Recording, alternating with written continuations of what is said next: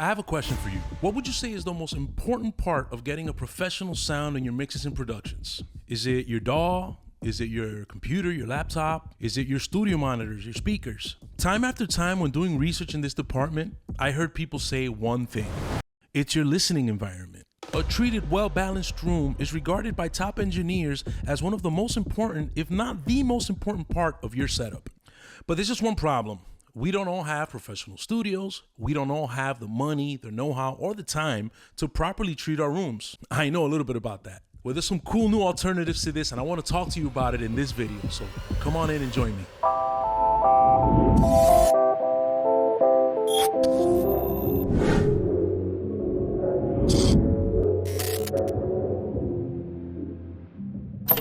What's up, everybody? It's your boy Chris Hierro, aka Iron Man Productions. For those of you who are watching me for the first time, I'm a songwriter, singer, producer. I've been working for many years. I've produced lots of records for artists like Alejandro Sanz, Carlos Vives, Leslie Grace. The list goes on. I've worked on jingles for brands like Samsung, Netflix, and most of that work has been done in spaces like this. Home studios. This is my home here in Brooklyn, New York, where I make all the music for my group, my duo with my wife, Break Out the Crazy, hence the BOTC over there. And yeah, I do a lot of recordings, a lot of mixing, a lot of pre-mixing, a lot of final mixing and mastering right here in this space. The real challenge is being sure that what you're doing in rooms like these is gonna translate outside, right? On speakers, on the radio, on TV. I know pretty much how my room reacts, but there's always that little bit of doubt in my heart that what I'm finishing here is gonna sound a little bit off when it's out there. And it's happened to me, and it's so sad and it's so horrible. That's why a lot of people have turned to headphones. That's where the ARC on-ear comes in. It's a little device made by the wonderful people at IK Multimedia.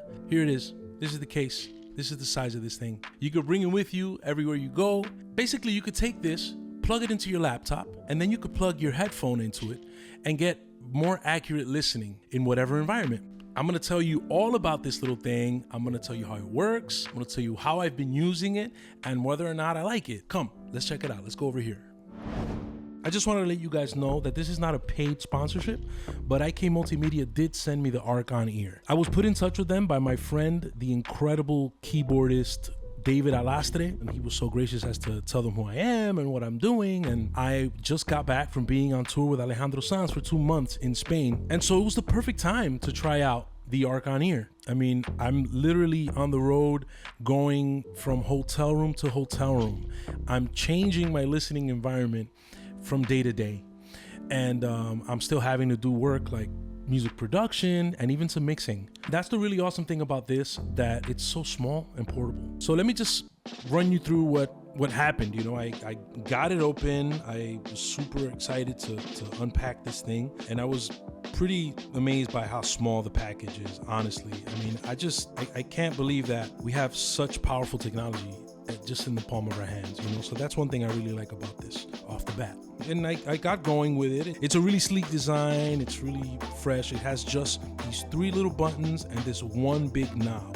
If you check out the front and back of it, in the front you have the headphone jack where you plug in your headphones. In the back you have a power button, a USB for power, and a mini jack. And that is the little mini jack that will plug into the headphone jack of your laptop.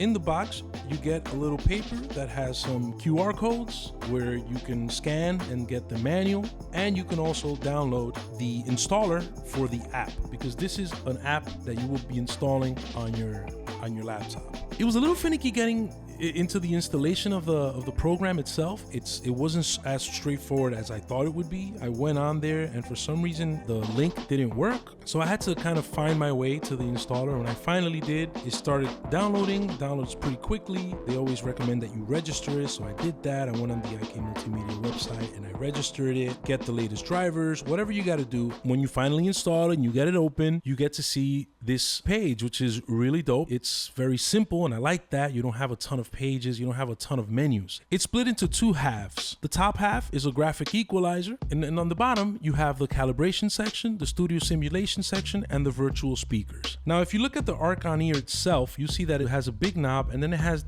3 buttons. One of them says CAL, which is for calibration. The other one says Studio, which is for the studio simulation. And the third one is a function button that you can actually program to do different things. It comes pre-programmed with a mute function. So let's just look at these different sections here and just check out what they do. With the calibration section, you basically can turn on and off the calibration, which is the thing that the correction that this thing is doing, right? And then you have this little wheel here that is a tone wheel. On one end is warm, the middle is flat, and on the right is bright. This is so that you can, EQ it to taste. If you want to hear it sounding a little brighter, a little warmer, you could do that. Then on the bottom here, it has a little button, which is really cool. It phase align. So that'll align the phase, which is also something really interesting. You could toggle that on and off and see what it does to the audio. For me, I like it on.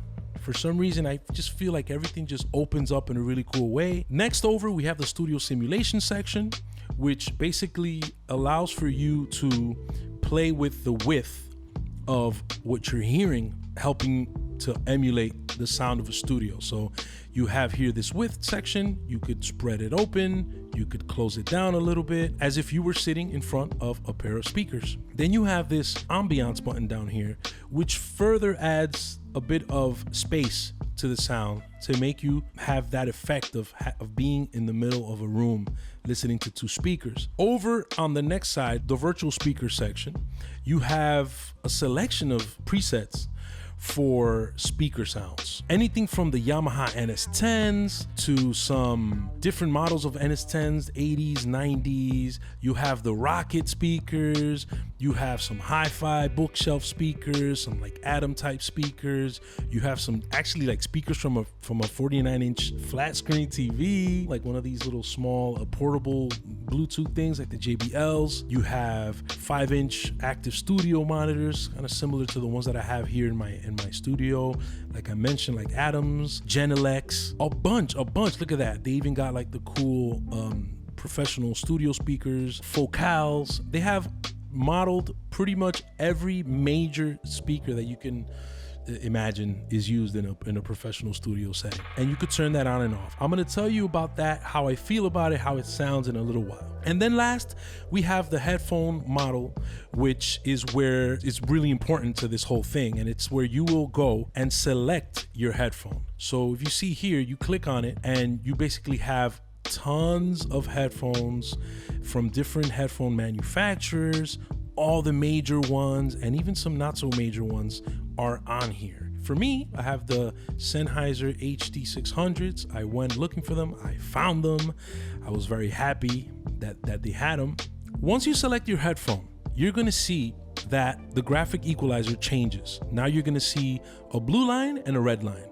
The blue line represents pre-calibration. This is the response curve of the Sennheiser HD600s. As you can see, it has this big dip down here in the 20 all the way up to about 100, and then a big boost in the 200s, also a little boost in 1K, another slight little boost in the high mids, and then a bigger boost starting at 10K shelf up there. And then you have this red line, right? And the red line looks pretty flat. This is the magic of ARC on ear. This is what these people are selling us, right? The fact that they can take any headphone that you plug into it and give it a correction so that the response is as flat as possible. It also responds to the impedance of your headphones. And a cool thing about the ARC on ear is that you'll hear an audible boost in volume when you plug it in. So it's correcting also for this impedance. I'm guessing that's what it is. Again, this review that I'm doing here is not necessarily like a super technical one. I'm giving it to you with my very simple way of explaining. I'm a music guy, guys. I'm a music guy. My thing is music and vibes. So yeah, so that's something that you're gonna notice. As soon as you hit that calibration button, you're gonna get a bit of a volume boost and you're gonna get an opening up of the sound, and I really enjoyed it. I felt like the stereo field opened up in a really cool way, and also the volume just kind of kicked up and everything kind of got a little bit more in your face, which is dope because you don't have to be boosting volumes. You don't have to be even touching your volume. I actually felt like I could hear everything in a really good way. Now you have a volume knob on this thing. It's a huge volume knob actually. And you could adjust that to taste. Okay, moving up here is where you assign any function to that function button. So right now it's set to be mute, but you could set it to turn off the LED. You could set it to play and pause. You could set it to go mono. You could set it to turn on the virtual speakers and phase line. Now, speaking of virtual speakers, that's going to be the last thing I'm going to talk about because I don't want this video to get super extra long. The virtual speakers are another addition, right, that you can use with the ARC on ear. The virtual speakers and the studio simulation actually works together. So the virtual speakers will not work unless you turn on studio simulation. But when you do that, then you will have the audio change, and it'll change drastically. I could see myself maybe using this in a situation where I will be done with a mix and I love how everything is sounding, and then I could turn on the studio simulation and start going through these different speakers and see how the mix sounds in all of these different ones, and see if maybe there's something that I'm seeing that is a problem across all these different speakers, and I could adjust it. But to work constantly just hearing this like virtual speaker thing, I just don't see myself doing it. I wouldn't mix through the virtual speakers. I would just maybe use it at the end of my process. Yeah, I mean that's pretty much the ARC on ear. I could say a lot more. I don't want to make this video super long, but I think it's a really cool device. I think a lot of people are gonna get really good use out of it. I definitely will. I want to keep playing with it, obviously, and see how much it improves my work, moving forward. I'm still on tour. I'm going to be leaving again in October, November, and there's dates already programmed for next year. So this little thing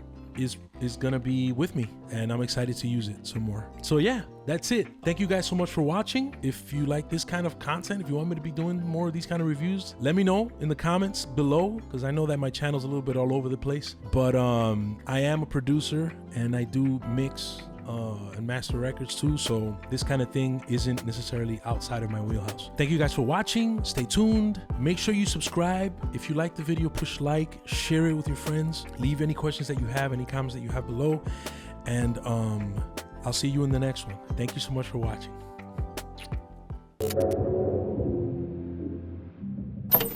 Hey, so as I was editing the video, I realized that I didn't say something like super important that needs to be said. No piece of technology, no amount of plug-in purchasing and, getting gear, any of that kind of extra stuff is gonna fix a bad song, a bad recording, or a bad performance. These things are insanely way more important than just gear, okay? So more than anything, even the recording could be bad.